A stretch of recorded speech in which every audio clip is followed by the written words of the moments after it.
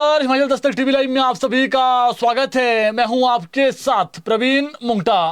पूरा दिन हिमाचल प्रदेश में क्या कुछ खा रहा है, सभी बड़ी खबरों को लेकर आपसे जुड़ गए हैं। आज की जो सबसे बड़ी खबर है, सीएम सुखविंदर सिंह सुक्खू पूर्ण राज्यत्व दिवस के लिए जसवां परागपुर को रवाना हो गए हैं। शिमला से रवाना हो गए हैं। आज देर रात जो है वो नदौन में सीएम रुकेंगे, कल वहां से जो है वो परागपुर के लिए रवाना होंगे। इसके अलावा कल का दिन बेहद महत्वपूर्ण है, स्टेटहुड डे है, और ऐसे में पूर्ण राज्यत्व दिवस के अवसर पर कई बड़ी घोषणा सीएम कर सकते हैं। वहीं आज कर्मचारियों ने सीएम सुक्खू से एक मांग की है। क्या ये मांग आपको वो बताएंगे। इसके अलावा 1% डीए, जिसकी काफी लंबे समय से चर्चा हो रही थी कि जो पहले अनाउंस होना चाहिए था वो अभी तक नहीं हुआ है, वो सीएम अनाउंस करें, उसकी संभावनाएं हैं, वो आपको बताएंगे। वो भी महत्वपूर्ण खबर है। इसके अलावा एक बार फिर से प्रदेश में भारी बर्फबारी को लेकर के अलर्ट आ गया है। अभी वाली जो बर्फबारी वो पिघली ही नहीं है, लेकिन इस बीच भारी बर्फबारी का अलर्ट आया है। विक्रमादित्य सिंह ने किसको वार्निंग दी, आपको वो बताएंगे। और भी कई महत्वपूर्ण खबरें हैं, हर खबर बताएंगे। शुरुआत करते हैं पहली बड़ी खबर के साथ। प्रदेश में भारी बर्फबारी के बाद हिमाचल में अब पर्यटकों की आमद बढ़ गई है। आज भी कई भागों में मौसम खराब बना हुआ है। राजधानी शिमला सहित मनाली, डलहौजी, चायल में सीजन की पहली बर्फबारी हुई तो निचले क्षेत्रों में झमाझम बारिश ने जो खेती करते हैं किसान, उनको भी राहत दी है। और जो बागवान हैं, लगभग 6,000 करोड़ के आसपास की आर्थिकी, 5500 करोड़ के आसपास, उनको भी राहत मिली है। प्रदेश के अधिकांश ऊंचाई वाले क्षेत्र बर्फ की सफेद चादर से ढक गए हैं। कई जिलों में भारी बर्फबारी और बारिश के चलते जनजीवन पूर्ण रूप से प्रभावित हुआ है। वहीं पिछले 24 घंटे के दौरान कई स्टेशनों पर न्यूनतम तापमान में भारी गिरावट आई है। राजधानी शिमला में पिछले कल 3 साल बाद जनवरी के दौरान एक दिन में पूरे महीने की बर्फबारी दर्ज हुई है। ये बड़ी खबर है। इससे पूर्व साल 2023 के पूरे जनवरी के दौरान शहर में 9 सेंटीमीटर, 2024 में 0 और 2025 में 12.6 सेंटीमीटर जो बर्फबारी वो रिकॉर्ड की गई थी। इस बार सीजन की पहली ही बर्फबारी 27.0 सेंटीमीटर रिकॉर्ड हुई है, जो सर्वाधिक है। वहीं धर्मशाला से बैजनाथ तक धौलाधार रेंज में भी सीजन की पहली बर्फबारी हुई है। बर्फबारी का यह सिलसिला सिर्फ धर्मशाला तक सीमित नहीं रहा है। बैजनाथ के बीड़, भटूट, संसाल और दियोल, भटाहर में भी जो है वो भारी बर्फबारी देखने को मिली है, अच्छी बर्फबारी देखने को मिली है। इसके अलावा चाय नगरी, पालमपुर और चौंतड़ा के ऊपरी हिस्सों में भी बर्फबारी देखने को मिली है, जिससे पूरा इलाका सफेद हो गया है। तो बर्फबारी को लेकर के जो अपडेट है हमने बता दिया है। लेकिन इस बीच दुश्वारियां बढ़ी है। प्रदेश में भारी बर्फबारी के कारण सैकड़ों टूरिस्ट जगह जगह फंस गए हैं। मनाली सहित प्रदेश के कई स्थानों पर बड़ी संख्या में जो पर्यटक हैं वो पूरी रात गाड़ियों में उनको बितानी पड़ी। इनके पास खाने पीने को कुछ नहीं था। माइनस में टेम्परेचर के बावजूद ठंड से बचने को कंबल तक नहीं थे। इससे कई पर्यटकों की जो हालत है वो बिगड़ी। मनाली के 16 व 17 मील के पास 100 से भी जो अधिक गाड़ियां हैं वो फंसी है।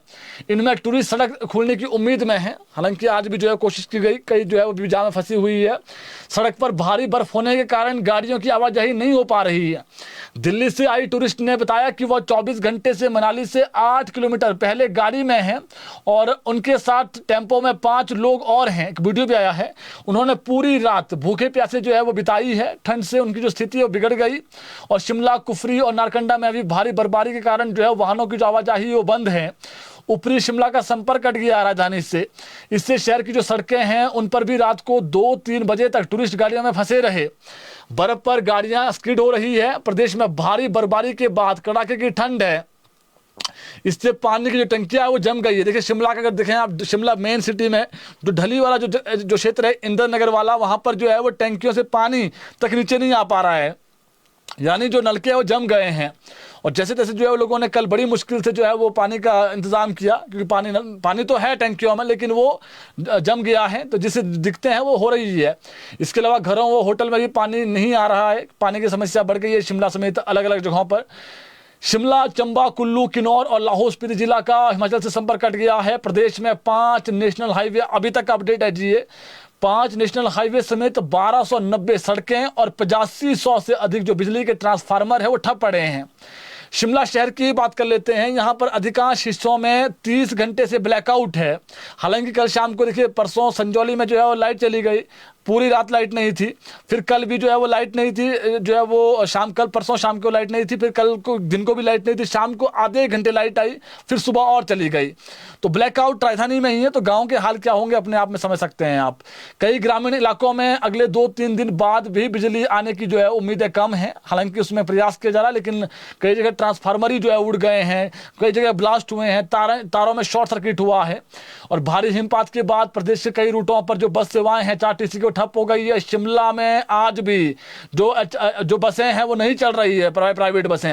हालांकि 1-2 बस अभी स्टार्ट जरूर हुई चलनी सरकारी, लेकिन वो भी कहीं ना कहीं 1.5-2 घंटे जाम में फंस रही है।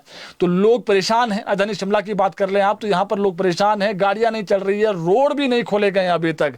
कहीं ना कहीं जो नगर निगम दावे कर रहा था कि बर्फबारी के लिए पूरा तैयार है, शिमला के माल रोड पर आज एक वीडियो सोशल मीडिया पर फोटो भी वायरल हुई है, वहां आपने देखा किस प्रकार से टहनियां टूटी हुई है, वो टहनियां तक नहीं उठाई गई है।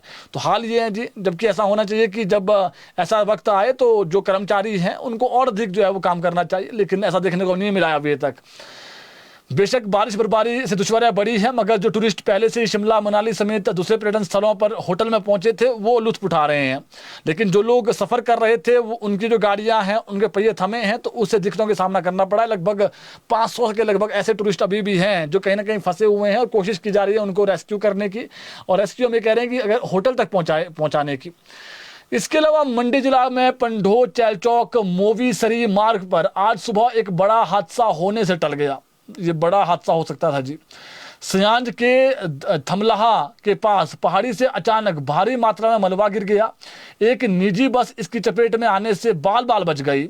भूस्खलन पंढो से चैलचौक जा रही निजी बस के सामने कुछ ही दूरी पर हुआ।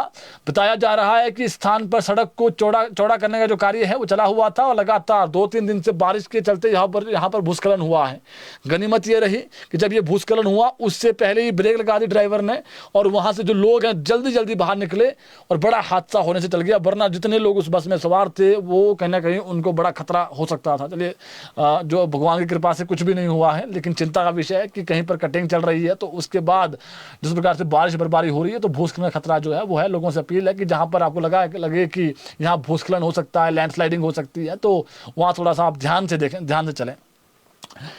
वहीं लोक निर्माण मंत्री विक्रमादित्य सिंह ने आज मीडिया से बातचीत में हिमाचल के लोगों और बाहर से आने वाले पर्यटकों से आह्वान करते हुए कहा कि सभी संयम रखें। उन्होंने कहा कि बर्फबारी का यह दौर प्रदेश के लिए बेहद सुखद है, लेकिन इससे कई तरह की परेशानियां भी है। ऐसे में लोग घबराएं नहीं और पैनिक ना हो। उन्होंने कहा कि प्रदेश में युद्ध स्तर पर सड़कों की बहाली का काम चल रहा है और लगातार प्रयास हो रहा है कि जल्द से जल्द सड़कों को बहाल कर दिया जाए। उन्होंने कहा कि पर्याप्त मात्रा में सड़कों की बहाली के लिए लोक निर्माण विभाग ने अपनी मशीनरी को लगा रखा है। जहां पर जेसीबी की जरूरत है वहां पर जेसीबी भेज रखे हैं, जहां पर पोकलैन की जरूरत है वहां पर पोकलैन भेज रखा है। वहीं इस तरह की जो मशीनें हैं, डोजर हैं, अलग अलग जो छोटी या बड़ी मशीनें, सब जगह जो मशीनें लगाई गई है। वहीं विक्रमादित्य सिंह ने कहा कि शिलाई के लोगों ने रात को वहां पर जो है वो जिस प्रकार से वहां पर कुछ लोग फंस गए उसकी जो सूचना है वो दी गई, जिस पर लोगों को वहीं ठहरने का जो इंतजाम है वो किया गया। मगर यह सब एक प्राइवेट बस चालक की गैर जिम्मेदाराना हरकत की वजह से हुआ है। उसे बस नहीं ले जानी चाहिए थी वहां पर, परंतु वह फिर भी बस को वहां पर ले गया। कई लोगों की जो जान है वो जोखिम में डाल दी गई। उन्होंने कहा कि लोगों को इस तरह का जो पैनिक है वो क्रिएट नहीं करना चाहिए और जरूरत हो तभी घरों से निकलना चाहिए। वही उन्होंने प्रदेश में आने वाले पर्यटकों का आह्वान भी किया है। ये बड़ी अपडेट है जी। उन्होंने कहा कि जो पर्यटक है वो हिमाचल आए, उनका स्वागत है, यहाँ पर बर्फबारी का लुत्फ उठाएं, मगर उन्होंने वार्निंग भी दी है कि हुल्लड़बाजी नहीं होनी चाहिए। सैलानियों को भी उन्होंने कहा कि संयम बरतना चाहिए और हिमाचल प्रदेश की जो देव संस्कृति है उसका अनुसरण करना चाहिए। उन्होंने कहा कि हिमाचल देवभूमि है और यहाँ की देव संस्कृति के विरुद्ध कुछ नहीं होना चाहिए। पुलिस को भी ऐसे मामलों पर ध्यान देने की जरूरत है ताकि जो है वो हुल्लड़बाजी ना हो। उन्होंने कहा कि बर्फबारी के कारण जहाँ पर भी पेड़ गिरे हैं उनको हटाकर रास्ते बहाल करने के जो निर्देश दे दिए गए हैं और बहुत जल्दी जो सड़कें हैं वो खोल दी जाएगी। वही शिमला की बात करें तो शिमला में भी आपने देखा कि कई पेड़ गिरे हैं, उसके नीचे गाड़ियां आ गई है। बेमलोई के पास एक व्यक्ति की जो गाड़ी है वो उसके नीचे जो है वो दब गई। इसके अलावा जो रोगी गांव हैं किन्नौर में, वहां पर तो छतें उड़ गई मकानों की। इसके अलावा और भी प्रदेश के जैसे मंडी जिला में कुछ जगहों पर इसके अलावा ऊपरी शिमला की बात कर लें तो कई जगहों पर जो तूफान है वो चले हैं और आगामी समय में 2-3 दिन में भी जो है बर्फीले तूफान चलते रहेंगे। तो लोगों से अपील है कि सतर्कता बरतें, क्योंकि आगामी समय में भी जो मौसम है वो खराब रहने वाला है। बताएंगे इसके बाद खबर आपको हम उसके कि मौसम कैसा रहने वाला है और बर्फबारी का अलर्ट फिर से आया है। इसके अलावा हिमाचल स्टेट हुड डे इस बार कांगड़ा जिला के परागपुर में मनाया जा रहा है और सीएम सुखविंदर सिंह सुक्खू कुछ समय पहले ही 15-20 मिनट पहले ही इस कार्यक्रम के लिए निकल गए हैं। वही इस कार्यक्रम की अध्यक्षता करेंगे। सीएम आज शिमला से बाय रोड, क्योंकि अब जो है मौसम खराब है तो चौपर नहीं वहां पर जा सकेगा, इसलिए आज सीएम एक दिन पहले ही बाय रोड नादौन के लिए रवाना हो गए हैं और कल वहां से सीएम जो है परागपुर के लिए जाएंगे और फिर परागपुर में कल ही वो वापसी भी लौट आएंगे, क्योंकि 26 को शिमला में कार्यक्रम होना है। 26 को सीएम सुखविंदर सिंह सुक्खू रिज मैदान पर जो गणतंत्र दिवस का राज्य स्तरीय कार्यक्रम है उसकी अध्यक्षता करेंगे। 25 जनवरी यानी स्टेटहुड डे पूर्ण आजादी दिवस के अवसर पर प्रदेश के कर्मचारियों की एक बार फिर निगाहें महंगाई भत्ते और एरियर पर होगी। कर्मचारियों को आस है कि मुख्यमंत्री 1% का जो बकाया महंगाई भत्ते का जो महंगाई भत्ता है, जो डीए का जो एरियर है उसकी घोषणा कर सकते हैं। कर्मचारी संगठनों का कहना है कि सीएम ने 4 की बजाय 3% डीए की जो किस्त है वो जारी की है, लिहाजा इस किस्त का बकाया 1% पूर्ण राज्यत्व दिवस के दौरान जो है वो दिया जा सकता है। हालांकि कर्मचारियों के बकाया महंगाई भत्ते की जो 4 किस्तें हैं इसका लगभग 13% का जो बकाया है अभी भी है। इसके अलावा परागपुर को कल सीएम सुखविंदर सिंह सुक्खू कई बड़ी सौगातें देंगे। कल सीएम जो है परागपुर को बड़ी सौगातें देंगे। वहीं परागपुर की जो महिलाएं हैं उनको भी कल 1500 की जो बड़ी सौगात है वो सीएम सुखविंदर सिंह सुक्खू दे सकते हैं, क्योंकि जहां भी सीएम अब जा रहे हैं वहां पर 1500 का जो ऐलान है वो कर रहे हैं। इससे पहले मनाली की महिलाओं को उन्होंने ऐलान कर दिया है और मनाली से पहले भी जहां पर कार्यक्रम हुआ था एक जगह वहां पर भी 1500 का जो ऐलान है वो सीएम सुखविंदर सिंह सुक्खू ने किया है। तो 1500 को लेकर जहां सीएम अब जा रही हैं वहां पर 1500 का जो ऐलान है वो कर रहे हैं। ऐसे में संभावना है कि कल परागपुर की जो महिलाएं हैं उनको 1500 का ऐलान किया जा सकता है। इसके अलावा राजपत्रित कर्मचारी महासंघ ने सीएम सुखविंदर सिंह सुक्खू से 4% डीए देने की मांग की है। इसके जो डीए का जो मामला है ऑब्वियसली बात है 13% तो है ही है बकाया, लेकिन डीए में 1% तो जो पुराना है, क्योंकि 4% दिया जाना था लेकिन उसमें से 3% ही डीए दिया गया, तो 1% तो वो हो गया। लेकिन जो राजपत्रित कर्मचारी महासंघ प्रदीप ठाकुर और भरत शर्मा उन्होंने सीएम सुखविंदर सिंह सुक्खू से वो 1% तो देना ही देना है, लेकिन 1% के अलावा 4% डीए देने की आज फिर से मांग की है। उन्होंने कहा कि 4% तो चलिए कल अनाउंसमेंट करें, लेकिन 9% के आसपास फिर भी उसके बाद जो है वो डीए जो है वो बच जाता है। तो सीएम सुखविंदर सिंह सुक्खू से कर्मचारियों को आस है कि कल सीएम कुछ बड़ा अनाउंसमेंट उनके लिए करेंगे ताकि उनको जो राहत है वो मिल सके।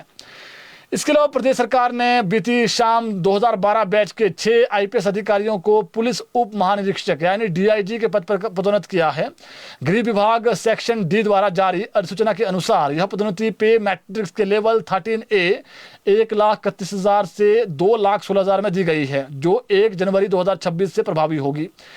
अधिसूचना में बताया गया है कि केंद्रीय प्रतिनियुक्ति पर तैनात आईपीएस अधिकारी शालिनी अग्निहोत्री को परफॉर्मा बेसिस पर डीआईजी पद पर पदोन्नत किया गया है और शेष 5 जो अधिकारी हैं उनको नियमित आधार पर जो है वो पदोन्नति दी गई है। नियमित आधार पर पदोन्नत होने वाले अधिकारियों में SP cyber crime Shimla Rohit Malpani, द्वितीय जो आईआरबीएन सकोह जिला कांगड़ा के commandant doctor Khushhal Chand Sharma, SP Shimla Sanjeev Kumar Gandhi, police मुख्यालय शिमला में SP leave reserve doctor Ramesh Chand Chhajta और चौथा जो है वो आईआरबीएन जंगलबैरी जिला हमीरपुर के कमांडेंट डॉक्टर दिवाकर शर्मा शामिल है।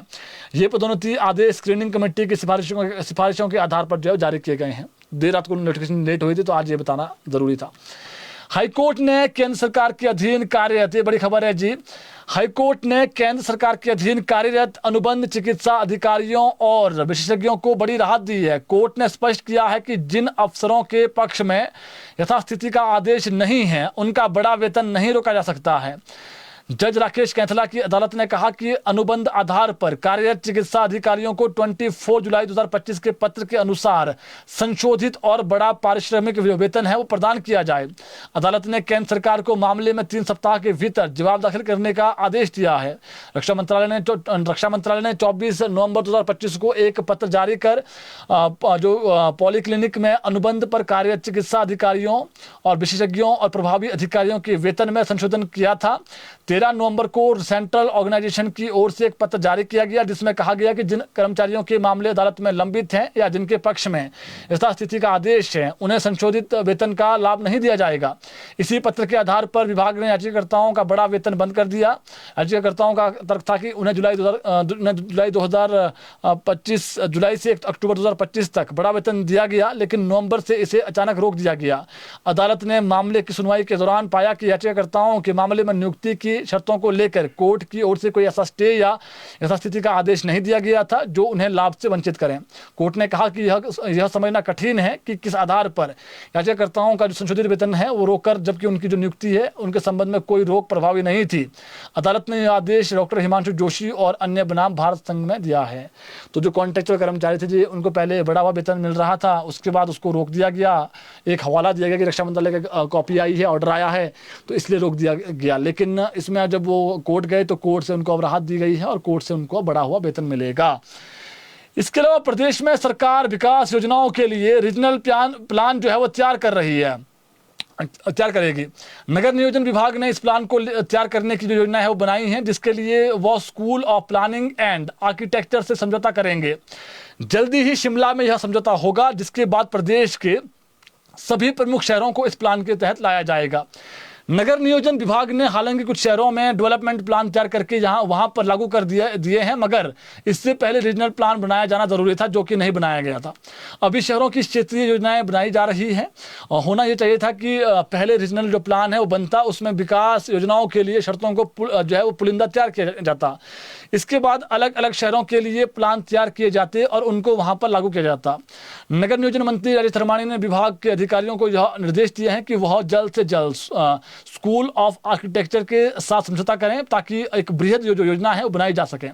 भविष्य में प्रदेश के प्रमुख शहरों को उन विकास योजनाओं के साथ जोड़ा जाएगा और यहाँ पर बेतरतीब निर्माण से निजात मिलेगी और योजनाबद्ध तरीके से विकास हो सकेगा।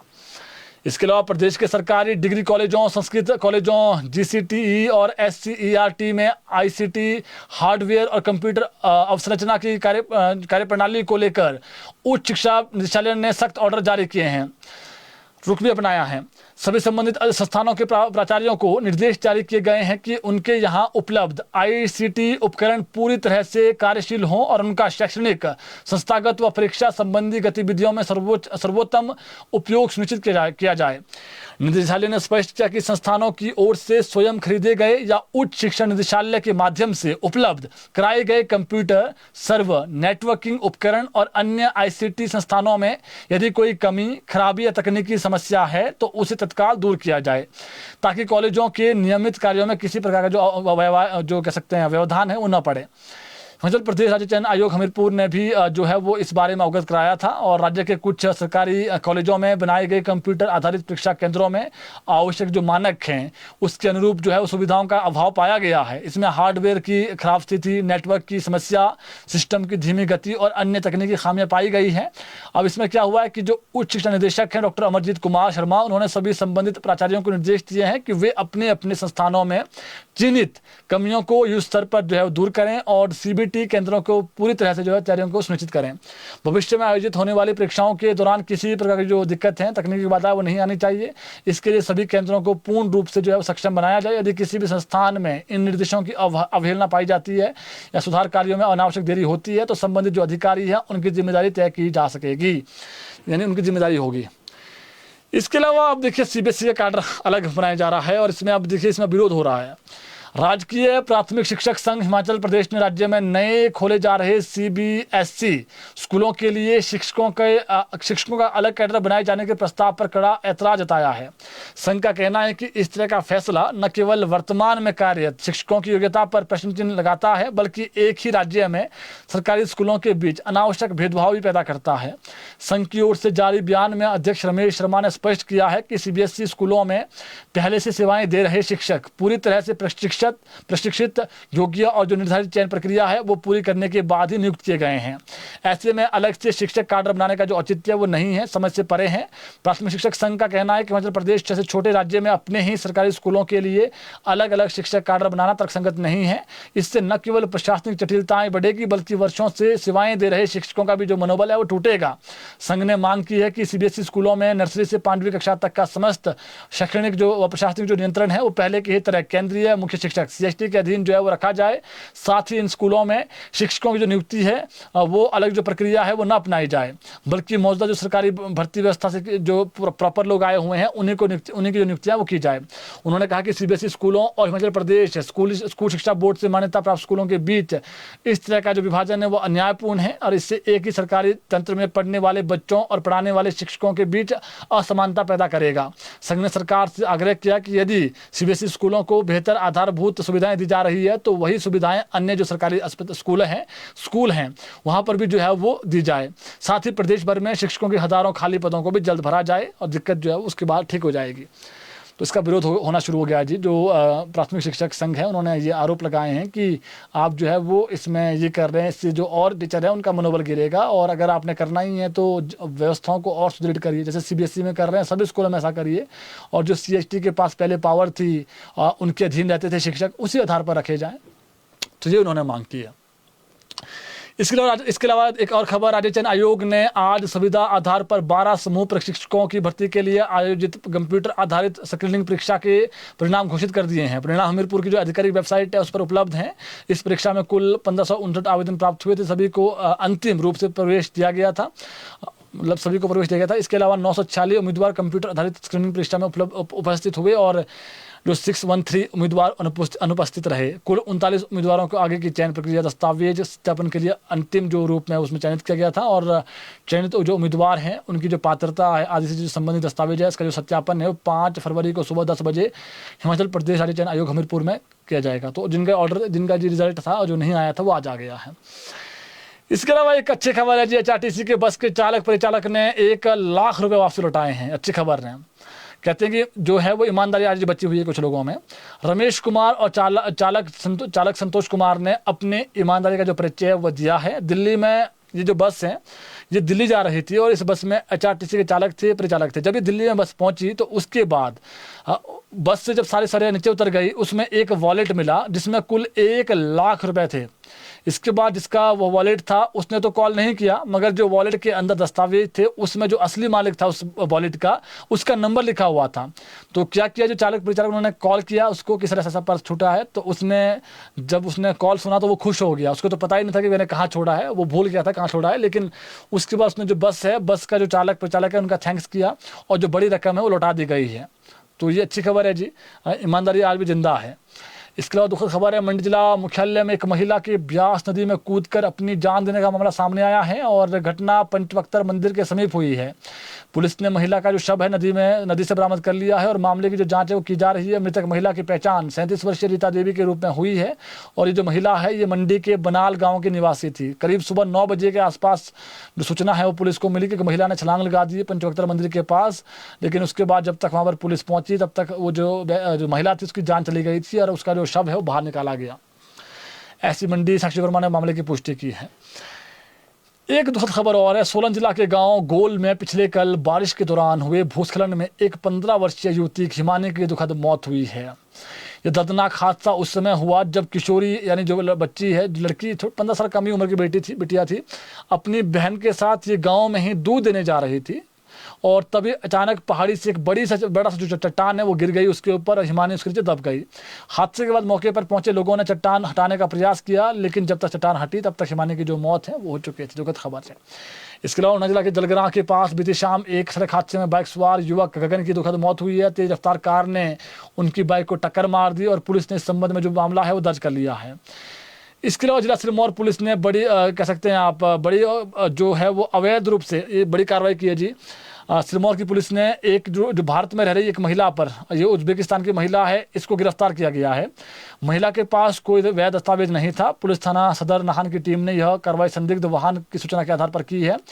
बीते वीरवार देर रात 112 हेल्पलाइन के माध्यम से एक संदिग्ध वाहन की सूचना प्राप्त हुई थी और सूचना पर कार्रवाई करते हुए पुलिस टीम ने शक्तिनगर से आगे ही कैंची मोड़ पर और जोगनवाली लिंक रोड क्षेत्र में तलाशी अभियान चलाया और इसी दौरान सड़क पर किनारे नाले में फंसी उत्तर प्रदेश नंबर की गाड़ी बरामद हुई और इसमें जो है वाहन की जांच करने पर पता चला कि इसमें एक पुरुष तक महिला थी।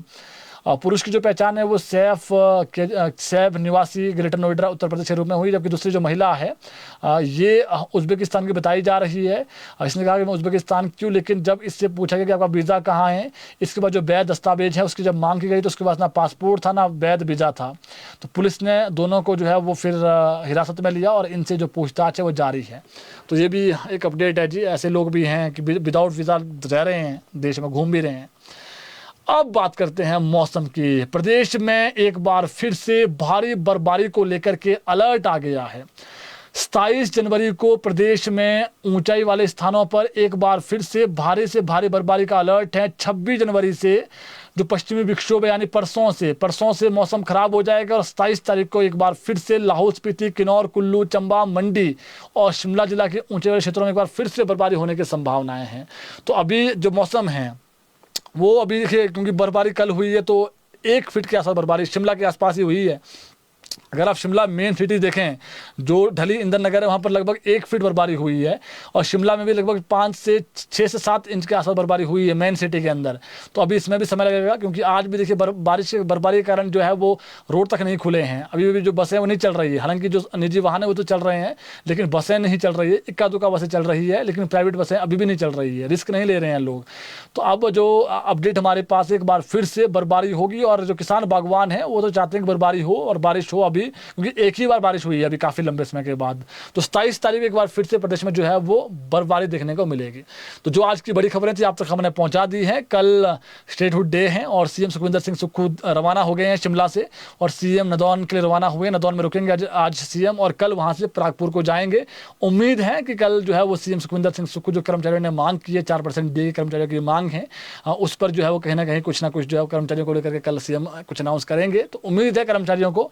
इसके अलावा जो सीएम है वो कल वापसी आ जाएंगे और परसों फिर 26 जनवरी का जो कार्यक्रम होना है और उसके लिए सीएम जो है वो अवेलेबल होंगे, क्योंकि यहाँ पर भी वो चीफ गेस्ट हैं शिमला के मैदान पर।